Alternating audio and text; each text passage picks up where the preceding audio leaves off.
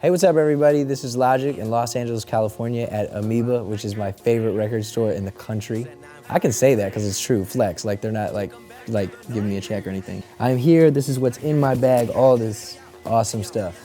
Take a trip inside my mind like you was off to Venice. It's me and B.I.G. LMBO cooking like chemists. Take them back to way back when like Dennis the Menace. Causing mayhem on the come up like a young apprentice. I'm not gonna start with a record. I'm gonna start with Community. That's the most racist thing I've ever heard. Pierce will beat that in 1 minute.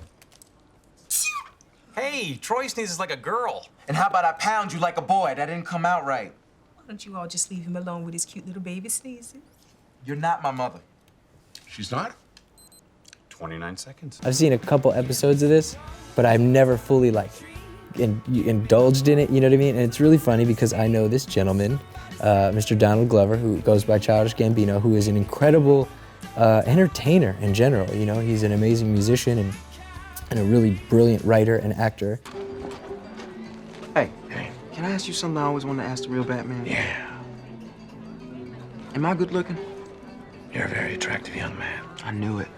I really love what I've seen of the show. I mean, Chevy Chase, I mean, come on, dude. Meow. Hey. The Slim Shady LP, which is like classic, like insane. You know what I never realized for a long time?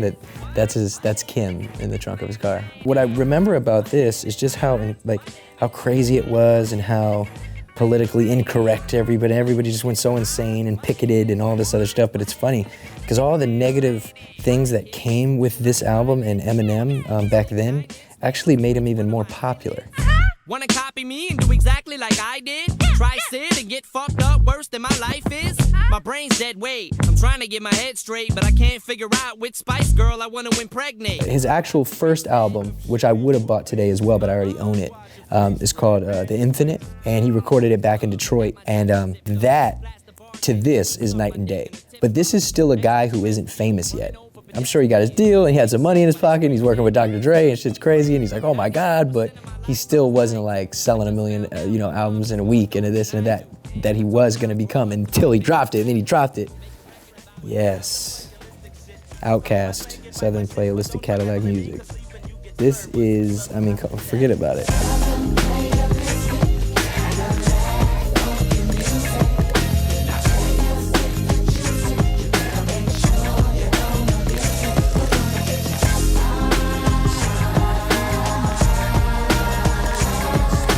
People can't discredit, man, how many incredible MCs are from the South, you know what I mean? From UGK to Outkast to Killer Mike and all these just incredible artists, you know what I mean? If it wasn't for them, hip hop wouldn't be the same. You know, it ain't just New York, it's not just the West Coast, it's not just the South, it's not just the North. It's all of it that I think makes it what it is. But I got this because I don't own it. And I have a lot of Outkast albums on vinyl. And vinyls are making a comeback too. There's a reason why my album, The Incredible True Story, hasn't been pressed up on vinyl yet, and it's because so many of the major the vinyl plants were shut down because nobody was buying them anymore. So now there's like one main one, I forget what it does, that presses them all up, and then there's a couple other little mom and pop ones, but it takes so long to do it.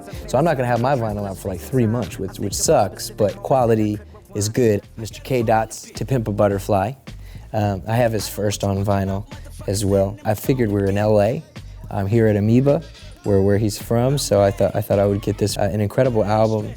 And I think it was not only a statement just for the black community, but for the community, for human beings, for people. We gon' be alright, nigga, we gon' be alright.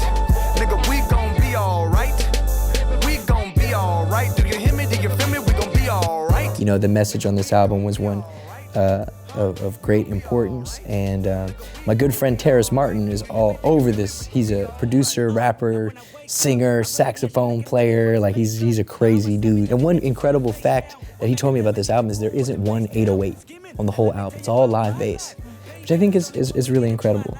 Great album for hip hop and for mankind. Had to get this one. Wolf. Funny story about this, like from 10 minutes ago. I was going and I was shopping through and I was like looking for everything, and Earl's sweatshirt was there, rare.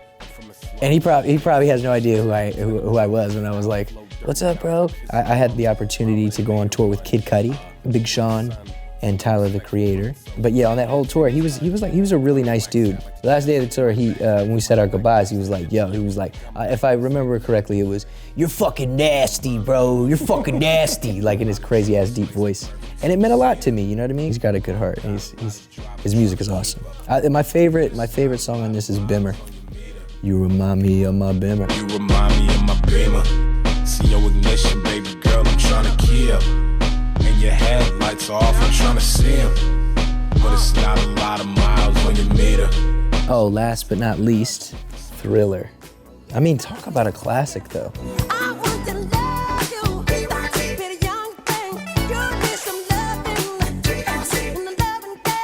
and I'll take them there. You know, people like Quincy Jones or even No ID, they're the reasons why I believed I could become a producer. I remember when I first was in the studio with No ID, who's worked with everybody and their baby mama, he was like, "You're a producer."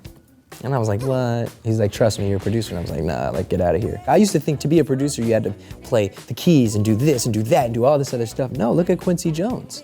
It was his job as a producer to bring the entire life to the project, to find the person who can play the perfect strings and the person who can, you know, play the keys or sing background or do this or do that. So when you think about this album and you think, okay, Michael Jackson, sure, Michael Jackson, come on, incredible, amazing. But you also have to remember Quincy. That's cool too if you think Quincy and Mike, but think about all the incredible musicians and writers and people that they brought in to create a classic. Thank you so much for talking with us today. That's it? That's it. Are you sure? Yeah. I felt like I talked too much. Living life on the East Coast, way back in the day, trying to beat most. Anybody that wanna do what I do, but let me give it 100 with you. It ain't about that, ain't about hip hop, ain't about rap. Take a minute, hold up, when I use your cap. Chicago, no, I'm a snap. Now this ain't no basic rapping, so they wonder who am I?